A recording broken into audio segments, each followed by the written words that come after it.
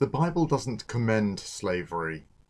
It regulated the slavery that already existed. This doesn't mean that God approves of it any more than modern governments approve of child labour. The number of regulations about child labour show the concern about the harm that this can cause. In the Old Testament law, slaves couldn't be ill-treated. They had 1 day off per week like everyone else, and they had to be fed properly. If you injured your slave, such as knocking a tooth out, they could go completely free. If you killed a slave, you were treated in the same way as if you'd murdered a free man. Remarkably, a slave was allowed to run away from a master and find a better one. It was illegal to force a slave to return to a master. Of course, we know the Israelites didn't keep all the laws all the time. They were sinners like we are. But these were the rules from God that he gave them to set them apart from other nations whose treatment of slaves was very different. Roman law regarded slaves as property, without any individual rights. Paul disagreed. He declared that all humans are equal: Jews, Gentiles, men, women, slaves, and freeborn. The New Testament letters couldn't tell Christians to illegally free their slaves, but they're told to treat them as much as possible as equals.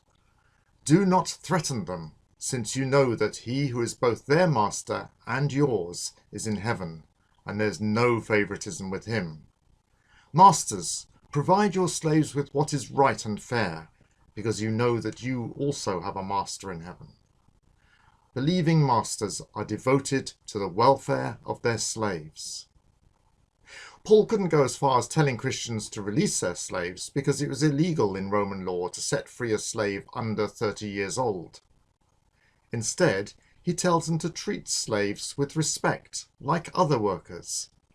Presumably, this respect included the normal Roman practice of manumission, that is, legally freeing them at the age of 30 so that they could become proper Roman citizens with all the citizens' rights and earning capacity. What Paul could and did do was to utterly condemn slave trading. This condemnation became the key text for Wilberforce's campaign to abolish slavery. It's reiterated in Revelation, where slave traders are named among the evil members of a satanic empire that God will destroy.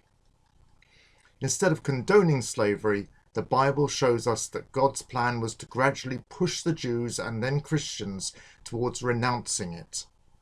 First by establishing rights for slaves, and then pointing out that all humans are equal. This should have resulted in the ending of slavery as soon as Christians had the political power to do so. But it didn't happen like that.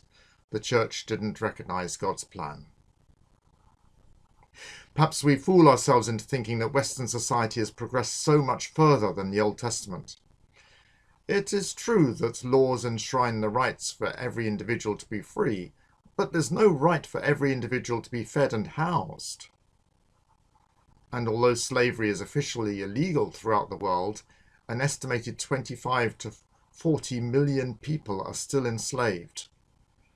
Through movements like Stop the Traffic, the church still has a vital role to play in helping to fulfill God's plan to bring freedom to all. God bless.